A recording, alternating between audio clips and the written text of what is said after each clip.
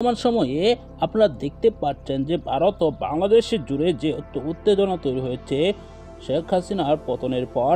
ভারত সীমান্তে আবার উত্তেজনা, বাংলাদেশের বিজিবির সাথে ভারতের বিএসএফের উত্তেজনা।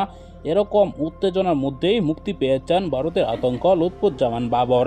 লুৎফুজ্জামান বাবর তিনি সেভেন সিস্টারকে মুক্ত করার জন্য 10 ট্রাক অস্ত্র ভারতে পাঠাতে চেয়েছিলেন। সেভেন সিস্টার মুক্ত করতে তিনি যেভাবে পরিশ্রম করেছেন, চীন এমনকি পাকিস্তানও পারেনি।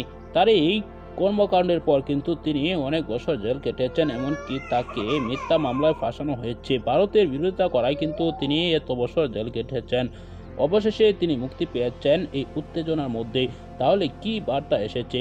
ইতিমধ্যে কিন্তু রফিকুল ইসলাম মাদানি তিনি কিছু ইঙ্গিত করে কথাবার্তা বলেছেন। তার কথাগুলো শুনেছেন আপনারা, যে কিভাবে আবারও ভারতকে শিক্ষা দেওয়ার জন্য প্রস্তুত বাংলাদেশ।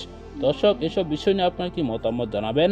পরবর্তী এরকম ভিডিওগুলো নিয়মিত পেতে চ্যানেলটিকে সাবস্ক্রাইব করে রাখবেন। আসসালামু আলাইকুম।